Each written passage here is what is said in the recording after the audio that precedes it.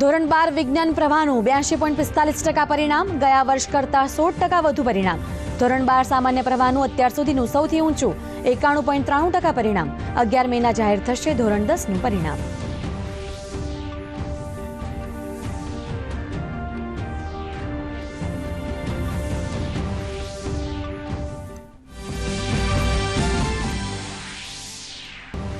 દાહોદના પ્રથમપુર બૂથ પર 11 મેના રોજ યોજાશે ફરી મતદાન.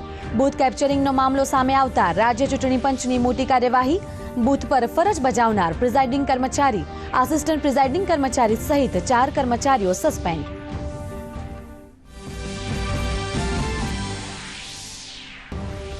સૌરાષ્ટ્રના સહકારી નેતા જયેશ રાદડિયાની દેશની સૌથી મોટી સહકારી સંસ્થા ઇફકોના ડિરેક્ટર તરીકે થઈ વરણી.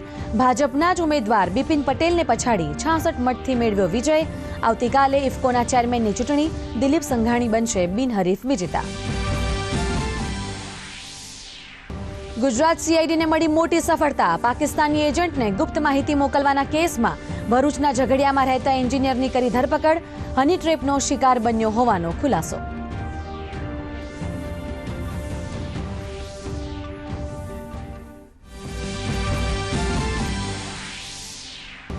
પ્રચારના શોરબકોર વચ્ચે જાતિ આધારિત ગણતરી મુદ્દે ગરમાયું રાજકારણ. ભાજપે કહ્યું, જાતિના આધારે વિભાજન એ કોંગ્રેસની પરંપરા, તો ભાજપ નફરતનું રાજકારણ ફેલાવાઈ રહ્યું હોવાની આરજેડી નેતા તેજસ્વી યાદવની પ્રતિક્રિયા. તો આ મુદ્દે પ્રિયંકા ગાંધી વાડ્રાનો કટાક્ષ.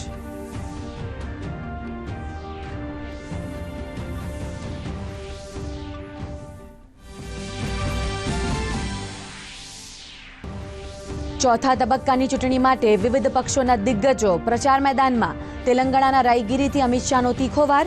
કહ્યું, વિપક્ષની ગેરંટી ચાઇનીઝ તો મોદીની ગેરંટી સંપૂર્ણ ભારતીય. કોંગ્રેસના ચૂંટણી ઢંઢેરાને ખોટી રીતે ટાંકવા બદલ પ્રિયંકા ગાંધીનો પ્રત્યાક્ષેપ.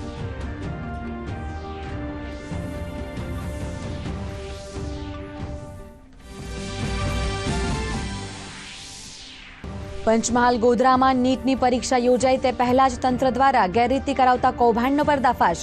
નાણાંને બદલે ગેરરીતિ કરાવવા માટે લાંચ લેનાર ડેપ્યુટી સેન્ટર સુપ્રિન્ટેન્ડન્ટ વિરુદ્ધ ડીઈઓએ કરી ફરિયાદ. તંત્રની સતર્કતાથી સામે આવ્યું કૌભાંડ.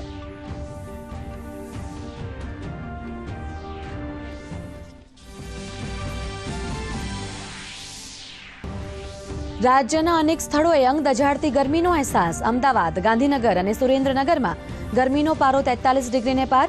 8 શહેરોમાં ગરમીનો પારો 40 ડિગ્રીએ પહોંચ્યો. તો આગામી 3 દિવસ બાદ પ્રી મોન્સૂન એક્ટિવિટીની થશે શરૂઆત.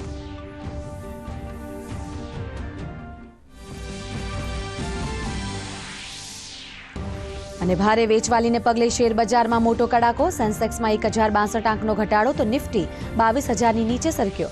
અખાત્રીજના એક દિવસ પહેલા સોનાના ભાવમાં નજીવો ઘટાડો તો ચાંદીના ભાવમાં સામાન્ય વધારો. ડોલર સામે રૂપિયો મજબૂત.